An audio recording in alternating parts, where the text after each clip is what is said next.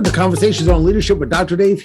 Today, we are with Roxanne Derhodge, and she is returning for an interview. Roxanne is a therapist extraordinaire. There's all kinds of great talents. I'm going to let her introduce herself, but she is here with us again today on Conversations on Leadership. So thank you, Roxanne, for being here. And tell us, for those who hadn't heard you before, tell us a little bit about yourself. Well, I've been in the field of psychotherapy for about over 25 years, not to date myself, and kind of decided quite young that I wanted to help people. That was my concept as going to school, and kind of fell into realizing that, each person's so individual and we all want to be validated and heard. And my thing was to try to do that with the profession that I picked. And soon after getting into kind of the clinical end to things, I decided to get involved in the corporate end, doing things from everywhere from frontline work with trauma responses all the way up to consulting with different various companies where I would develop strategy for any psychological services or anything that might keep an employee away from work. I was involved in the strategy end to things. So hence kind of went from the front line using all that knowledge and taking it into companies where I could work with them. Nice. So what got from there to where you are now? Well, it's like anything else, when you start into a field and you're enjoying it and you're touching on it. And then I worked in, I took the, the corporate kind of see you later, kind of transitioning out, and decided at that point, I thought, well, I love what I do. I love dealing with people in this realm, talking about health and wellness, and decided at that point, which was almost 12 years ago now in July, to write my first book on relationships. So where I looked at kind of all people's relationships in their life. And that, and then kind of look at what works well, what doesn't work well, and, what kinds of things should you do or could you do to enhance them. And so I launched that and started to speak and train on the concept of relationships. And then now just recently, I'm just, publishing or releasing my second book, ROR, Return on Relationships, Amplify Your Authentic Leadership to Create More Resilient Teams. So it's more on the corporate end, to kind of work with leaders and their teams and the impact of what they can do to enhance productivity. The new metric is no longer ROI, but it's ROR, which is Return on Relationships. Nice. Well, I would like to go ahead and at least jump into our first question, and then we can kind of go from wherever that starts. But really, like we asked before, what does leadership mean to you, and what does good leadership look like? I think leadership is a space within yourself that I think truly all of us, like I think of why did I want to lead? I wanted to give others a voice. And because that was something that really meant a lot to me, to have a voice. And so at times in my early, kind of upbringing, there was times that that voice was stifled. So I think a good leader is someone that says, why am I leading? Did I fall into this? Were there certain values that I wanted to emulate? And am I living within those values as a leader? And so understanding your leadership story. How is it that you enhance the capacity of people around you to maximize their potential? So not just your vision or the strategic vision of the company, but what is your shared vision? So what is it that's important to you, David? What's important to me if we sit on a team together? And how is it that the senior leadership person or the CEO is able to understand, what am I bringing to the table? Who am I? Who am I as your, part of your team? And what are my strengths and also limitations? But what is it that I'm dreaming about that I want to achieve in my life? And how is the leader going to assist me to get there? Nice. So how would you best recommend executives be able to take that type of return on relationship approach, dealing with, let's say specifically their executive team? You're working with a CEO or you're talking to a CEO and they're asking about, okay, well, what's going to be the best way, because his or her team is that senior executive team, right? Maybe 12, 15 people, maybe 20 tops, but that in that senior leadership team, what would you recommend as far as them to be able to put some of that return on relationship to be able to get that productivity from their team? Well, I think you have to kind of look and say, where is my team at? Like, are they doing well? So, like, I often say, if your teams are doing well, great. It means you're doing a lot very well as a leader. Right. But like with every team and every relationship, there's ebbs and flows. expect them, and I'm not suggesting you can tribe the ebbs and flows, but learn from when you are vibing or doing really, really well, what's working very well. So kind of understand your internal space and what is it that you do to elicit the best version of your teammates or your team members, should I say. It sounds like I'm on a football team. But and inadvertently, there's going to be misalignments with certain personalities. So I'm an extrovert. Maybe I am more like, connect with the extroverts because they tell me what they're feeling, they tell me what they're thinking, they tell me what's not going well. But the introverts on the team, potentially, I'm not hearing from them and I'm assuming they're fine. And I'm not in tune because it's in my different kind of subset of tuning in. So I think it's looking at your space and saying, who am I doing well with? How is it when there's conflict on the teams? How am I intervening? What am I doing really, really well? And boy, I seem to kind of, step into it when there are these kind of scenarios. So I'll say best case scenario, fantastic, which just step out of the way.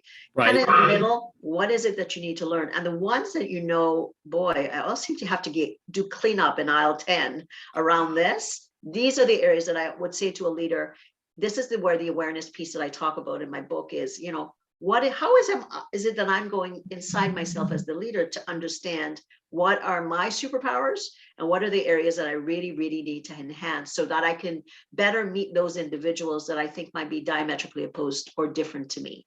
And that's where the learning, I believe, comes, because at the end of the day, are you able to see your entire team for who they are? And then, going inside to say, what skill sets do I need to enhance in order to accentuate or bring up that person that's a lot different from me so that they can feel equally as valid as the people that I'm in alignment with.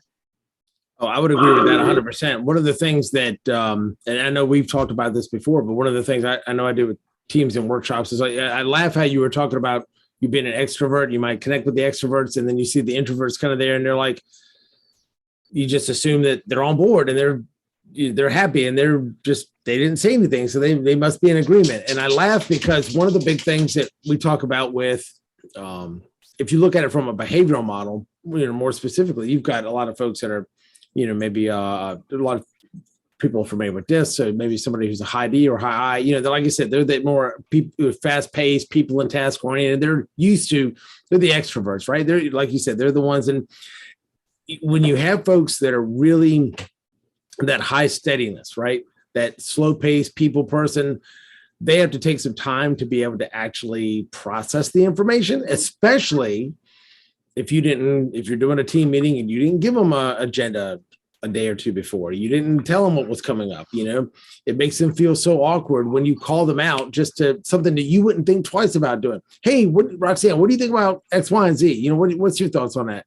Out of the blue, and they're like, and they kind of freeze. You're like, well, you're not prepared. No, they have to take some time to process. But what's funny is we warn people in our workshop quite often, just because you see those people smile and nod their head does not mean that they agree with you or they're going to do what you say. That just means, yes, I acknowledge that words came from your mouth and I heard them and I'm going to need some time to process this. So, just because they don't, like you said, because they don't say anything and because they don't, come back with an answer right away, and they may even nod their head and smile. Yeah, okay, sure. We're going to upend everything. All right. That's awesome. In the back of their mind, they're freaking out. They don't know which end is up, and they're trying to process and mentally figure out how to maneuver this. And so what do? We're hard chargers. We're just like, cool, they're on board. They agreed. I see them smiling. I see them nodding. Nobody gave a challenge. Nobody said anything different. And guess what we're going to do? We're going to implement it. We're just going to do our thing. Right. And I think, that's a good point, because we feel comfortable with familiar. We're human beings, right? And, a different kind of business units would attract certain, I would probably fry in accounting, just because I'm not microscopic. So I'm more aligned to the big, vision people. And then I know when I would have to kind of work with that, unit, and they were so microscopic, and I would go, what are they doing? But the value that they brought to systems that we put in place when I worked with lawyers across Canada was that they had me see things from a different frame, which was necessary from the inception of a call all the way into triage. And then I would be like, wow, my brain had to be challenged to think like that. And then I'm like, this is so powerful. So I think that the value there is like, who is it that you have on your team? And what is their superpower? And how do you bring that out of them? Because they may have the solution, but they feel intimidated because, David's so extroverted that I can't, he shuts me down, or he doesn't even give me the space, which is oftentimes, I think, not what good leaders do, but Correct. Sometimes they're so tactically driven that they're not seeing kind of what's happening in front of them. So as a leader, I say, what is your leadership story? What is it that you want to bring out? And, what skills do you need to enhance, to accept that you are continually challenging yourself to get better as a leader? Oh, absolutely. And it's funny you mentioned that, because one of the things I'm absolutely just 100% sold on, adamant about, is the fact that I believe that, especially the larger you get, I mean, the small teams are, when you have 5, 6, 7 people on your team, it's hard to have a perfectly great balance when you have such a small team. But as your team grows and expands and gets larger, you've got to have a good balance of all of the different behavioral communication styles on your team. I mean, you can't just have, like I said, even if you have a group of accountants, like you said, that are very analytical, right? Very, high C type of behavior. It's all about the way they process information, the way they like to communicate, and just their behaviors and mannerisms. It's not as much as, it's not intelligence, it's not emotional intelligence, it's not skills or anything else or motivation. It's just a matter of how they process information, how they behave, how they communicate. Mm-hmm. But when you have somebody that's just, let's say, for example, you have a whole group of nothing but high Ds, and they're just like, all right, we got to get the product to market. We got to go, go, go, go, go. Well, not everybody's Microsoft that you can beta test your new product on all the customers and expect to stay in business, right? So sometimes it's nice to have those analytical folks that are like, hey, stop, slow down, Sparky. You might want to make sure that all those images that you just downloaded from Google Images that are copyrighted, you might want to replace those, right? Or buy a license, because we're going to get sued, right?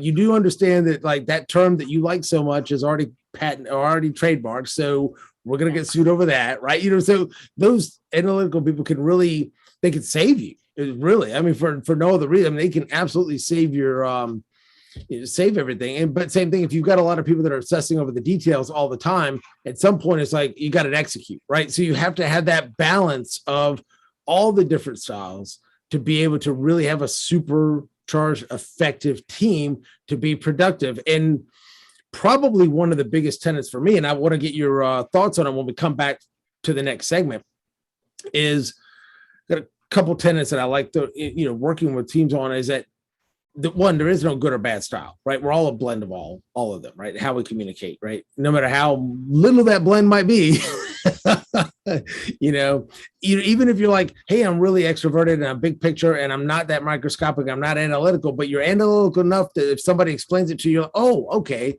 I see it from your perspective now, which is cool. Mm-hmm. The other thing is just really drilling down to get that, when you know about each other and kind of how they're wired on your team, I really do believe that you can go from a assumption of ill will to assumption of goodwill. Like, what do they mean by that? I can't believe that. What? Do you hear what they said? I know that, and you're just assuming, because it's human nature. It's what we do. They're digging, right? You're like, oh, that was a dig. I can't believe they said that in a meeting. Might have been perfectly innocent, but you trying to change that because now you know how they're wired. You can go from that ill intent to the good intent. So there's the last one I love is really being able to do what I call platinum rule communications. Mm-hmm. Is, I mean, behavior wise, obviously golden rule, right? I'm treating you how you want to be treated, right? Great.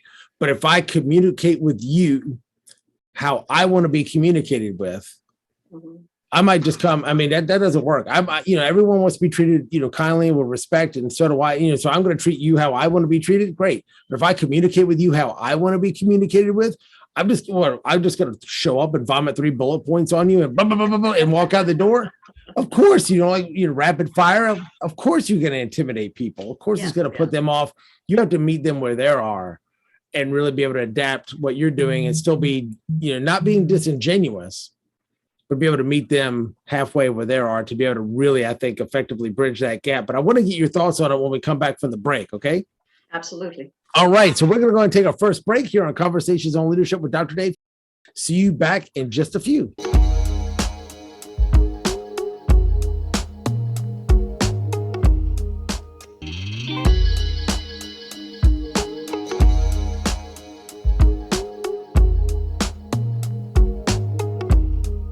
Welcome back to Conversations on Leadership with Dr. Dave. We are here again with Roxanne Derhodge, and we're thrilled to have her back on the show one more time. She's got a new book out on return on relationship, and we're going to talk a little bit more about that. But at the end of our last segment, we talked about working with teams and getting to know your teams and having a good mix. But we talked about a few tenets, and I really, before we get into our first question for the second segment, I wanted to follow up on that, where we talked about platinum rule communications, communicating with folks how they want to be communicated with, meeting them halfway, trying to learn about your team to go from an assumption of ill will to goodwill, and realizing that there's no good and bad type of way that people process communication or process information and communicate. There's no good or bad style. So with those three what are your thoughts on those that we were talking about from the last segment? Well, I think it's taking the time to get to know people, right? The who, the what, the when, and the why, right? Basics, yeah. Like, who are you? What makes you tick? What are you, the last project that you worked on, how did you feel about it? Did you feel like you brought 100%? Or do you feel like, I could have done better? So I think when you get to a space where you're getting to just know your team members, not when it's performance time, first of all, that's the wrong time. But just, checking in and when you see a picture, like, I know you have a dog, David, do you know what I mean?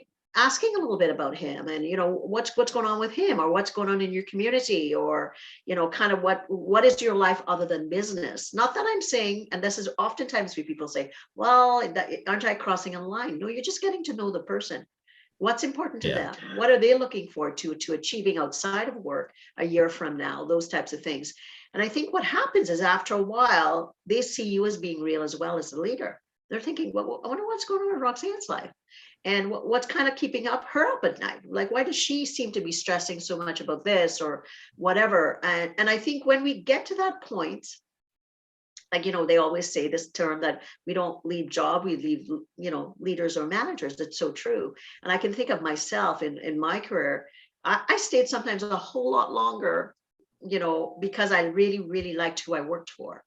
And I recognized then, I needed to make that step for my career. But really, I learned so much about myself by the leaders that I worked for. Because if I was connected, felt that I was important, then I did everything possible to enhance what they needed from me on that team, right? So I think it's recognizing that it's about knowing who the person is and doing what you can. If you like with bigger teams, I know that's difficult, but scheduling in time just to have a chat, have a coffee, and talk about nothing not related to work, just to get to know that person. And if you've not done it first, people go, oh boy, why is the leader calling me? Am I in trouble? And after a while, people realize, wow, he or she just wanted to find out about XYZ. And kind of you live in Niagara Falls. What's that really like? Because maybe you only come in to corporate a couple of times a year and we're always tactically driven at that time.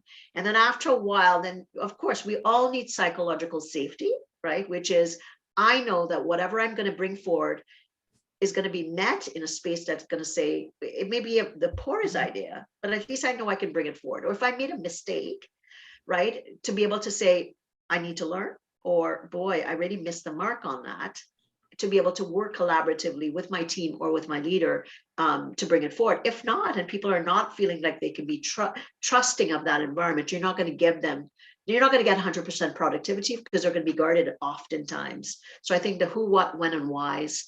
Am I safe? Are you creating a space of trust where people can optimize what the output that they're going to give to you?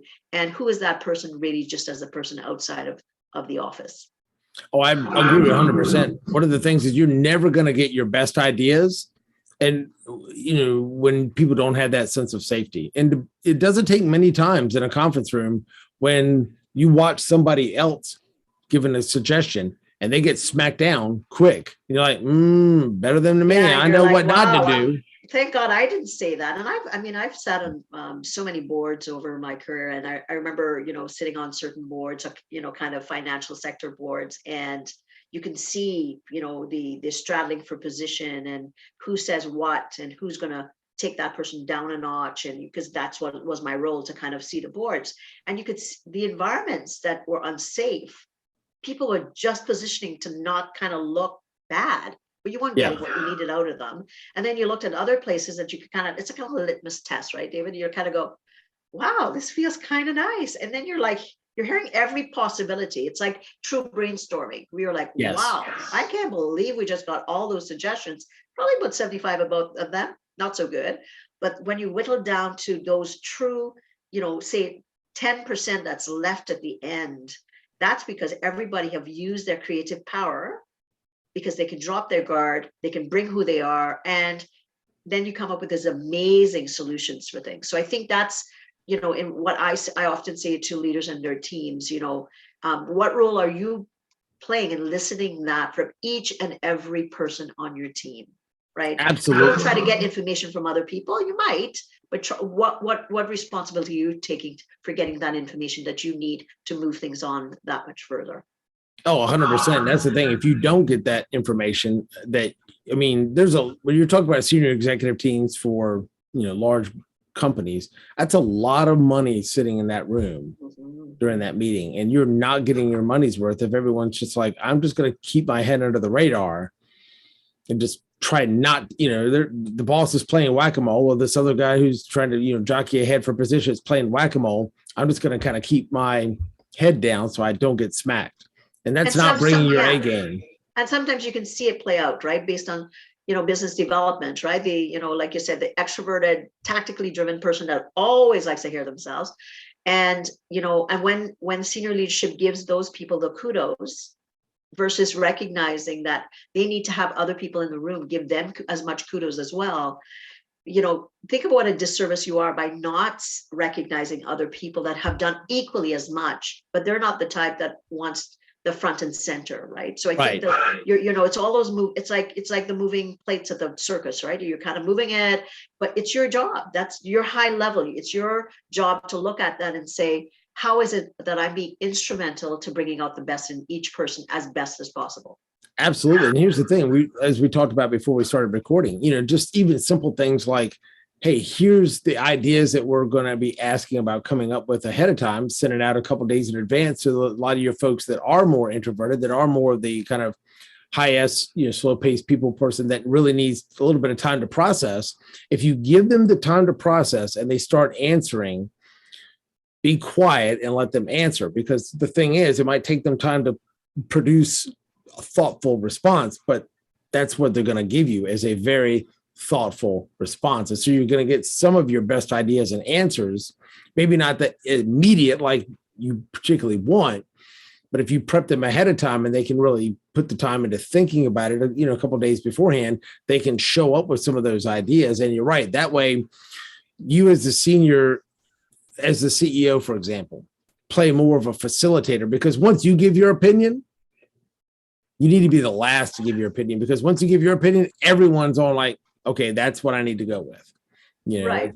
And especially if you're not creating safety, right? So maybe, let's say you're the senior leader, and maybe your position is maybe not as well thought out, to create that safety, to be able to say, hey, David, you know what? I like that. However, I'm just wondering, have you thought about this, and this potentially from this angle? Think about what strength that takes on a team that's going to be able to say that to the CEO, because most people are going to go, well, I'm okay. I'm done. So I love the fact that you're saying be the last, or even if you're going ahead of them, it's in how you nuance your communication to say, hey, you know what? I know I'm the guy or the woman that kind of, has to make the final decision, but I just want you to kind of know what I'm thinking, but don't use that as a caveat that it's done. This discussion is just beginning. So I think if you approach it like that, at least people go, wow, okay, no problem. Versus the CEO has spoken, therefore I'm going to find my line, and we're all going to line up behind that line. And then again, what are you doing? You're quietening that voice, like I talk about. You're stifling creativity, and then you're not putting out the optimal, possibility of whatever that product innovation is, to the market in whatever sense. Oh, absolutely. And that's the thing. I mean, you're paying that kind of money to have that kind of brain power in the room for a reason. Mhm. And you want the best of it. And like I said, I remember hearing a story from Marshall Goldsmith when he was doing some coaching for the U.S. Navy for a couple of admirals, and the admiral was talking about the exact same thing. And he was like, no, when it doesn't matter if they're literally one step below you or they're brand new enlisted, when it comes out of your mouth, it's not a suggestion, it's not a whatever, it's an order. So that's why he was saying to be the last one to talk, because when you give, as soon as you give your opinion, everyone's gonna, like you said, fall behind that. Oh, that must be the right answer. Well, not necessarily. You're right. And for them, if they play more the role of facilitator, that way, when you have the folks that are really extroverted, that are really throwing out ideas all the time, cool, that's great, Jack. I'm glad that you're mentioning that. That's awesome. So let's go over here and hear from Susan. Susan, what are your thoughts? And that and to kind way, of focusing on the quiet people, right? Like correct. I just did a podcast with his name is John Baker, and he is an introvert, but he coaches introverts. And it's pretty Nice. interesting. And he was saying, Roxanne, he was saying from working with a lot of senior executive teams, whether I forget the percentage of introverts on the teams, is that they sometimes bring as equally or more value than the extroverts, because they've had the time to synthesize information, Yes. and pour through the report and go through the things. And at some points they can get stuck in the minutiae of detail. But when they are in their sweet spot, along with everything else, that's where sometimes you get a lot of significant innovation, right? So he was saying and when they get stressed, what do they become quieter and more calm. Well, and that's why he's a CEO as facilitator instead of as dictator, because if you're facilitating it and you've given them time, because you've been, who's on your team now, whether you've been working with them for 15 years, they're just having to figure that out, or that you decide to shortcut the process and actually find that out through a series of assessments. You realize, hey, here's how my team makeup is. I need to restructure my communications to all of them, so I'm serving all of them. And that way, for a high D extrovert, if I'm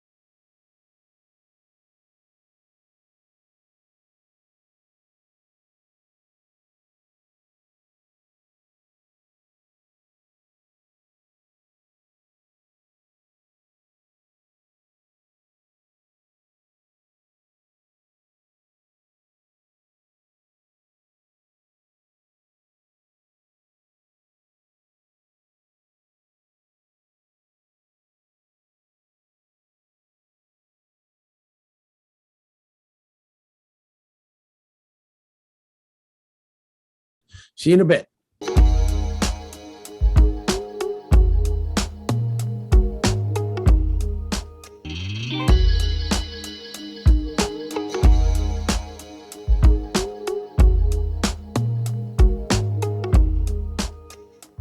All right, we are back for our last segment of Conversations on Leadership with Dr. Dave here on KLDR Online Leadership Development Radio. We are here with Roxanne Derhodge. Just wrote a new book about return on relationship, ROR versus ROI. And we were just talking about that in our last segment on how to leverage those relationships and how to get more productivity out of a team. Specifically, we were talking about employee engagement and how important from just the evidence from the statistics that are out there, the surveys that are out there from Gallup and a lot of other reputable organizations on how important that direct manager, that direct supervisor is to somebody's engagement levels. Talk about that a little bit, Roxanne, as far as from an engagement, that relationship level to be able to leverage the engagement and the productivity. I think a good place to start, David, is to look at, you probably have certain managers or senior leaders are in their business units. And Right. you're gonna, within that subset, you're going to see there's going to be some pretty exemplary examples of people that are doing it well versus maybe people that are kind of in the middle of the road versus not so well. And I think if you were to strategically, as a senior leader or the CEO, look at kind of, what are your metrics? Like, how is your product? It's not, productivity is one metric, right? Correct. Is there a lot of conflict? Is it certain subsets of business units, are they taking longer? Why are they taking longer? Is there complaints about the senior leader? Where are they going? Or what is HR seeing? What are your incidental absences within those teams? What's your short-term and long-term disability data look like? All those things. And are there kind of, when you kind of look at those, we can track the other absences, but it's the elusive ones. It's the Wednesday day offs or the clocking out at the Friday kind of thing, right? If you really start to get more aggregate data around people that are doing it well versus people that aren't doing it well, it's sometimes behavioral fit you talk about, right? But Yeah. it may be supervisory ability or leadership ability. And looking at those individuals and saying, is it a misfit? Is there inability to, enhance, connection? Is it about recognition? Is it about kind of other perspectives, which is, I call balanced processing, where you're able to, make really, really good decisions based on, oh, Roxanne does not think like me. How am I going to do this? What is the capacity of that leader or that leadership person to engage, and where are the problems showing up, right? Because I think if you start to look at it like that, then you can kind of go, well, why is this not happening in this time with this manager or this leader or this business unit? It could be lots of other variables. But if it comes down to skills, that you could probably look at the people doing it really, really well and use them as a role model, not to say, hey, Roxanne's doing it really well, everybody be like Roxanne, but you can learn as a senior leader what kind of qualities enhances the capacity of your employees to move ahead. And Right. try to kind of ensure that you give recognition in a way that speaks to the qualities that are being displayed in that leader. So that makes perfect sense, because same thing, if you're able to talk about behaviors and get it out of the, getting away from personalities and getting more to behaviors. It's like, don't be, it's not just, oh, Roxanne's knocking it out of the park, be like Roxanne. Well, okay, that doesn't tell me anything. What specifically about what she's doing is being successful? Is it, is it a follow-up? Is it, like I said, just making general conversation? What is it about the behaviors that she's doing that are causing the results, and try to systematize it as you can. Yeah, right. And maybe that leader books more time one-to-one, or maybe that leader makes the call when the person's off, not well, or if a child's not well or something, and sends a little note to say, hey, no, you're off, just was thinking about you. The team's trucking ahead without you, but we miss you. It's a little pieces of, all those levels, right? Like, how are you connecting with people? right? Whether they're remote or if it's across, on the east to west coast or, whatever, what are you doing? If you have remote teams versus in-person teams, and, when people are coming in now, even in this new fray, how are you engaging? Are you seeing how people are doing? How are people feeling? Post-pandemic, and we have to have that conversation. Not that we're completely post, but how are people really, really doing? And what is it that they need from you differently as the leader? So to have those conversations, you may find that the leader's naturally doing that and saying, I'm going to reach out and see how David's really, really doing, because I haven't seen him and he's missed the last quarterly meeting and the in-person is coming and I really haven't had much engagement. So I'm not really sure how he's doing. They may be doing those small microscopic things that I talk about. They may be more self-aware.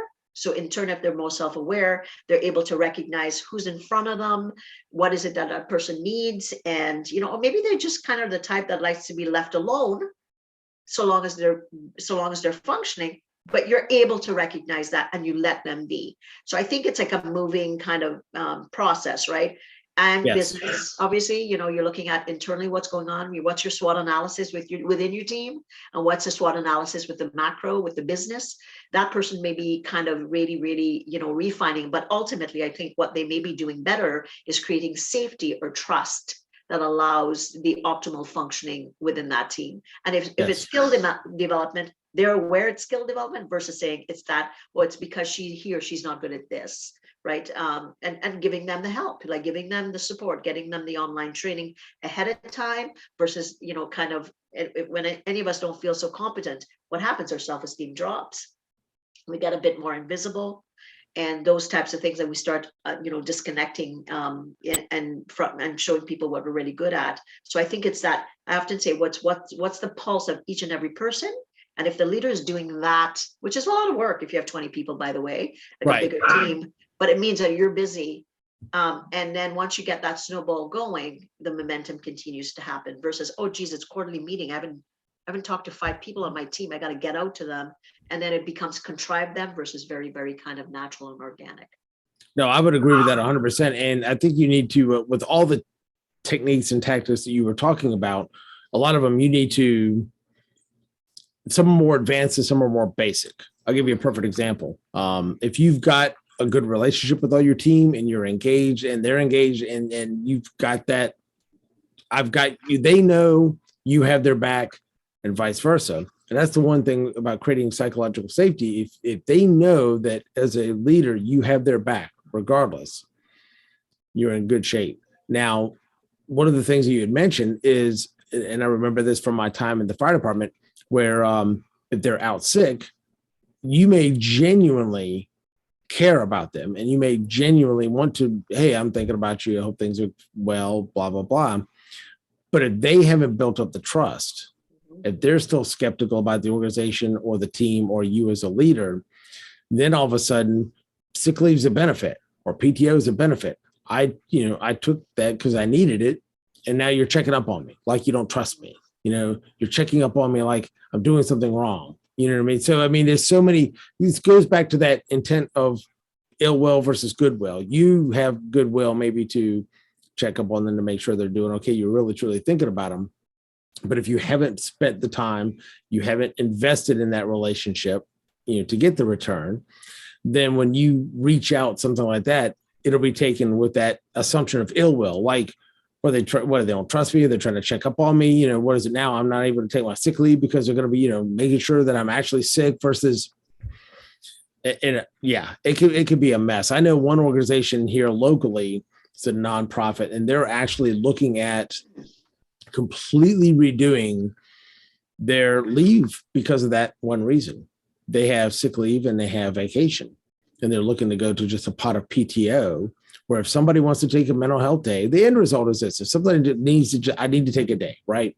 Kid's sick, it's just I'm in a funk, whatever. I can take a day and no judgment, right? It's your time, take it. Then you had to build the bumpers on the bowling alley rail. You know what I'm saying? You had to make sure and you had the rails up there so that way, like I mentioned to her, their executive director, you don't want someone to take advantage of that. And basically now they've taken their 2-week vacation, one PTO day at a time, right? Now all of a sudden it's, hey, I'm still not feeling it. I'm still, and now all of a sudden now you've lost this person for a week or 2 weeks unexpectedly, where that would have been something they should have planned ahead of time. So there's nuances on both ends of it, right? So I love the idea of people being able to take a day and you genuinely have a concern over them, and because you built that psychological safety, you invested in that relationship. They know you have your back, and they know it's good intent, not ill intent. But if you haven't, and you're still kind of in that default human nature, well, what do they mean by that? Oh crap, they're checking up on me. Oh, they think I'm not. Correct. That could actually make things worse almost than. So you have to plant the seeds ahead of time. I guess all the things you've been talking about are true, and you've got to make sure that if you haven't planted those seeds ahead of time, you can't just jump to the more advanced techniques without laying the foundation. Absolutely. And I think, you know what, and let's face facts, not everybody is going to be the right fit, and not everybody's going to stay. And sometimes you're going to get that 2% that needs to go, right? For whatever reason. And we're not talking about that. We're still talking about managing performance. Correct. Right? Because at the end of the day, you got to do your job. You have that outline of what the expectations are and your metrics for achievement. We're not defaulting that, because I think oftentimes when I have these conversations, people say, well, you're being all nice and all that, but what about performance? And no. I'm accepting that performance is a KPI that you're looking for. Yes, absolutely. It's not like I'm saying, oh, well, no, don't defer and they don't have to perform. Absolutely, they have to perform. But we're talking about how is it that you as the leader can enhance your capacity to increase the KPIs? Yes.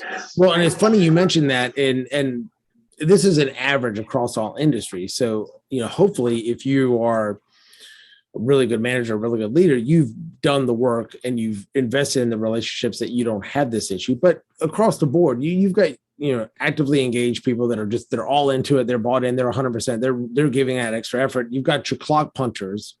They're just, I come in at 9, and I leave at 5, I do my job, leave me alone, right? I'm just here to do my thing. And that's cool. There's gonna be that. That's not, you have to respect that to a certain degree. When you mentioned about that 2 to 3%, one, it's not a good fit. They got a great opportunity. They've outgrown, which I like the quote about, I could train them and they could leave, or I don't train them and they end up staying, right? So it's like you want to invest in your people, as if they're going to be there forever. They outgrow and they leave. Hey, that's fine. But you've got roughly, I think Gallup said 12 to 13% of the workforce is what they consider actively disengaged. And I call those the bomb throwers, right? You got the people that are constantly stirring stuff. They're the ones coming in and out of short term. They're the ones, if you track the incidental absences, they're the ones having the arbitrations with the unions, those people. And then again, it's that, how do you reach those people? And if it is that they need to go, or if it's a mental health issue or whatever, at least you'll know that you've done everything to your capacity to address it. But there's still a subset that's going to happen with. And I think that one of the things that I've heard a lot about this, and like I said, if you're a really good leader, this may be the 2 to 4% instead of 12 to 13% like it is nationwide. Hopefully for you, it is a smaller percentage.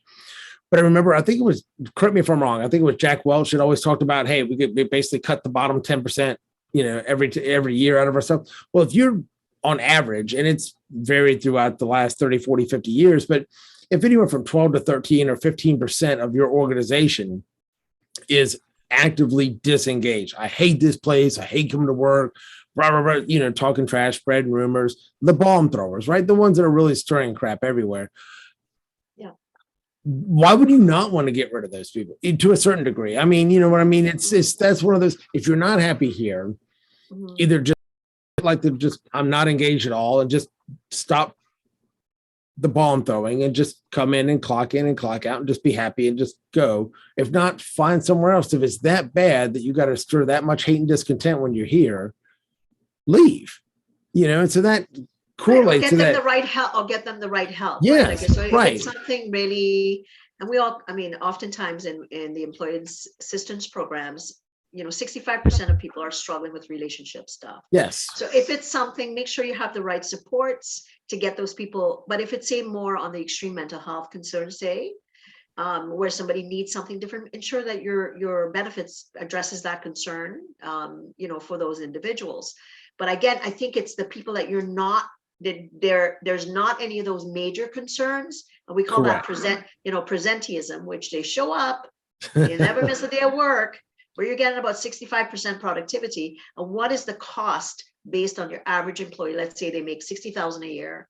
And if they're only giving you 65%, if you take away 4 weeks of vacation, Yep. right? What is that lost productivity time, and how does that get impacted by your leadership's ability to suss it out, to recognize, is this, if this is not about my capacity as a leader, then what is it about it organizationally? Does this skill development, what, all those things? And then you can kind of go, okay, well, we've done everything we can, versus not having that skill and losing really, really a lot of good people, like unfortunately is happening today with the new, the Great Resignation. Absolutely. Because I mean, a lot of that, and I think even Gallup addressed that, is more of it's not a skill set issue. It's not a pay issue. It's a workplace issue. It's a culture issue. People are like, I don't want to go back to a job I hate with a crappy boss who gives me a bunch of crap and a poor environment and a poor organizational culture. I don't want to do that. I'll go do something else. And that's really where people are at. So I think you're absolutely right. Meeting them where they're at. And honestly, if you do engage them, when you have somebody, if you can really deliver a great, whether it's a customer service experience, or whether it's an employee that they may be actively disengaged, but if you can listen, see where they're at, meet them where they are, sometimes you can get them turned around and they can be some of your greatest evangelists in an organization. They've got that passion to do, but you're right. The presenteeism is kind of that, just, I'm not engaged at all. Clock punchers. Exactly. And you do miss a lot of productivity, but I think that's one thing that, as we close, I think that's one thing that leaders miss, is that, like I said, you don't have people lined out the door anymore waiting to just come in and you can just replace them at a moment's notice. You have to be more intentional and deliberate and diligent about learning about your team, whether that's through assessments or however, to learn about your team, learn how to better engage your team, learn how to better, communicate with them, and build those relationships, I believe, so that way you can get that return on relationship that you were talking about. So as we close, tell us a little bit about your new book, how they can get in touch with you, how they can get a copy or pre-order or whatever they need to do, and tell us all about how they can engage with all the goodness that Roxanne's got to offer. Well, the book will be released the end of April, but Okay. in the interim, if you're wanting to reach out, you can just go to roxannederhodge.com, or you can reach me on all the platforms, but LinkedIn is probably the best one. Just Roxanne Derhodge, and I can get back to you, or my team can. Okay. So it's going to be available in Kindle and also in print. It's something that's already, there's some people that have kind of read it, and there's practical experiences in there. There's case studies, there's of real life, leaders are doing it very, very well. And unfortunately, leaders aren't doing it so well that we can learn from. And then there's skills and how you can enhance every area, from awareness to relational transparency, recognition, balance processing or decision making from other people's perspective, and connections. Those are the 5 levels of the book. And there's a model that I have in there, which is called the heartbeat model of leadership, where Nice. leaders can go through that model based on where they are organizationally with themselves and their teams. Nice. So for those of you, like I said, on the radio show listening, it's Roxanne Derhodge, Derhodge. So like I said, when you go into LinkedIn, just go ahead and Roxanne Derh, and it should start to pop up. So that way you can go and look for it. I said, go ahead and reach out, connect with her. We will see you all next time on Conversations on Leadership with Dr. Dave. Take care. Take care.